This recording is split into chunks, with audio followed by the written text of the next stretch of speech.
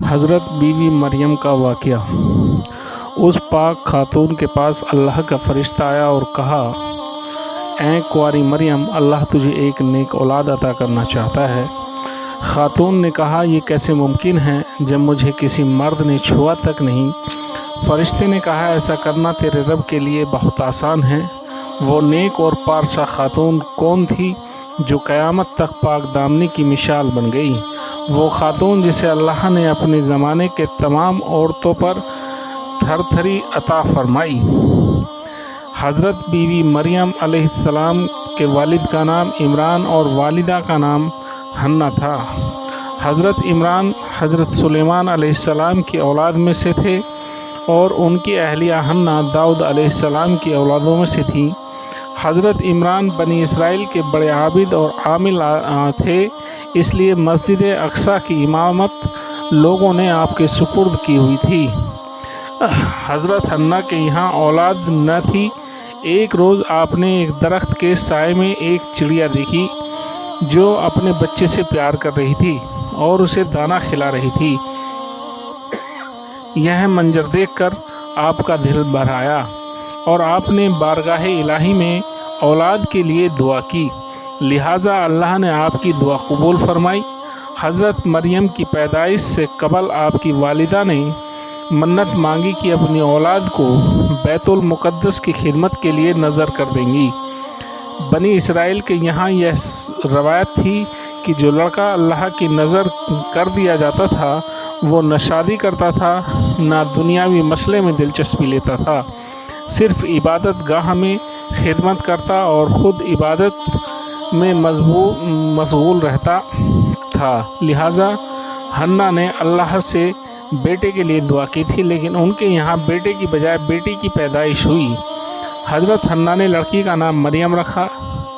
فریانی زبان میں مریم کے معنی خادم کے ہیں، کیونکہ آپ مسجد اقصیٰ کی خدمت کے لیے وقف کر دی گئی تھی، اس لیے یہ نام موضوع سمجھا گیا۔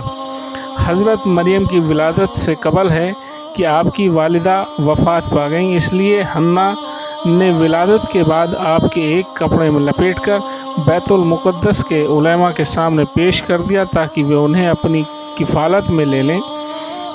جب حضرت مریم بیت المقدس میں لائی گئیں تو مزاورے کے درمیان اختلاف پیدا ہو گیا، ہر کوئی خود کو آپ کا زیادہ حقدار سمجھتا تھا۔ پھر یہ فیصلہ ہوا مزبرین کو وہ قلم جن سے وہ تورات لکھتے تھے پانی میں چھوڑ دی، جس کا قلم پانی کے بہاؤ میں بہنے کے بجائے الٹا بہے گا وہ مریم کی خلافت کرے گا۔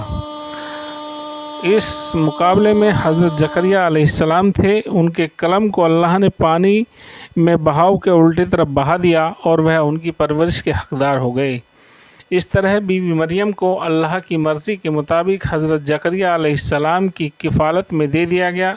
حضرت زکریا کی بیوی حضرت مریم کی خالہ لگتی تھی، لہٰذا ان سے بڑھ کر ان کی بہتر پرورش اور کوئی نہیں کر سکتا تھا۔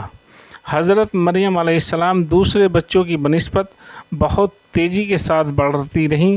جب آپ حضرت زکریا علیہ السلام اور اپنی خالہ کے گھر پرورش پا کر کچھ بڑی ہوئیں تو بیت المقدس میں آپ کے لیے ایک کمرہ مخصوص کر دیا گیا۔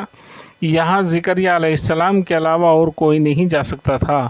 آپ دن رات اللہ کی عبادت میں مشغول رہتی۔ جب حضرت زکریا آپ کے پاس آتے تو حیران ہوتے، کیونکہ آپ کے پاس بے موسمی پھل موجود ہوتے۔ گرمیوں کے پھل سردیوں کے موسم میں اور سردیوں کے پھل گرمیوں کے موسم میں آپ کے حجرے میں رکھے ہوتے۔ جب حضرت زکریا علیہ السلام حضرت مریم سے پوچھتے کہ یہ پھل کہاں سے آتے ہیں تو حضرت مریم فرماتی، اللہ کے پاس سے۔ اللہ نے بیوی مریم کو پسندیدہ اور مومنہ بندی میں شمار کیا تھا، جیسا کہ سورہ آل عمران میں ارشاد ہوا ہے۔ اور جب فرشتوں نے کہا، اے مریم، بے شک اللہ نے چن لیا ہے تمہیں اور خوب پاک کر دیا ہے اور پسند کیا ہے، تمہیں سارے جہاں کی عورتوں سے، اے مریم، خلوص سے عبادت کرتی رہو اپنے رب کی اور سجدہ اور رکوع کرنے والوں کے ساتھ۔ بیوی مریم جس مقصد کے لیے چنی گئی تھی وہ ابھی باقی تھا۔ آپ دن رات اللہ رب العزت کی عبادت اور ریاضت میں مشغول رہتی۔ یہاں تک کہ بنی اسرائیل میں یہ مشہور ہو گیا کہ بیوی مریم نہایت ہی عبادت گزار، پاکیزہ اور متقی خاتون ہیں، اور لوگ آپ کا بہت عزت احترام کرنے لگے۔ پھر وہ وقت آیا جب جبریل علیہ السلام مریم کے پاس تشریف لائے۔ بیوی مریم ایک غیر مرد کو اپنے حجرے میں دیکھ کر پریشان ہو گئیں۔ حضرت جبریل آپ کے پاس انسانی شکل میں تشریف لائے تھے۔ حضرت مریم آپ کو دیکھ کر بولیں، اگر تو کوئی خدا ترش انسان ہے تو تجھے خدائے رحمان کو پناہ مانگتی ہوں۔ حضرت جبریل علیہ السلام آپ کو تسلی دیتے ہوئے اور پیغام الہی سے باخبر کرتے ہوئے فرماتے ہیں، میں تو تیرے رب کا فرش داتا ہوں اور اس لیے بھیجا گیا ہوں کہ تجھے ایک پاکیزہ لڑکا دوں۔ کنواری مریم حیران ہو کر فرماتی ہیں، میرے یہاں لڑکا کیسے ہوگا جبکہ مجھے کسی آدمی نے چھوا تک نہیں اور نہ میں کوئی بدکار عورت ہوں۔ حضرت جبرائیل علیہ السلام نے کہا، ایسا ہی ہوگا، تیرا رب فرماتا ہے کہ ایسا کرنا میرے لیے بہت آسان ہے، اور ہم ایسا اس لیے کریں گے کہ اس لڑکے کو لوگوں کے لیے ایک نشانی بنائیں اور اپنی طرف سے ایک رحمت، اور یہ کام ہو کر رہنا ہے۔ حضرت جبریل نے بیوی مریم کے گریبان میں پھونک مار دی، جس سے آپ کا حمل ٹھہر گیا۔ جب حضرت مریم حاملہ ہوئیں تو یہ خبر بنی اسرائیل میں عام ہو گئی کہ حضرت مریم حاملہ ہو گئی ہیں۔ اس پر بہت سے لوگوں نے زکریہ علیہ السلام کے گھر آنا جانا بند کر دیا اور آپ پر الزام بہتان لگانے لگے۔ حضرت مریم بیت المقدس سے نکل گئیں اور دور ایک مقام پر جا کر ٹھہریں۔ آپ اس مقام پر تنہا رہ رہی تھیں کہ ایک دن آپ کو درد شروع ہو گیا۔ آپ نے ایک درخت کا سہارا لیا اور تنے کو پکڑ کر نیچے بیٹھ گئیں۔ آپ جس درخت کے پاس بیٹھی تھیں وہ ایک خشک درخت تھا۔ جب آپ اس درخت کو ہلاتی تو معجزے سے وہ درخت سرسبز ہو کر پھل دیتا۔ حضرت مریم درد سے بے چین تھیں، بدنامی کا خیال تھا۔ آخر گھبرا کر کہنے لگیں کہ کاش میں پہلے مر گئی ہوتی اور بھولی بسری ہو گئی ہوتی۔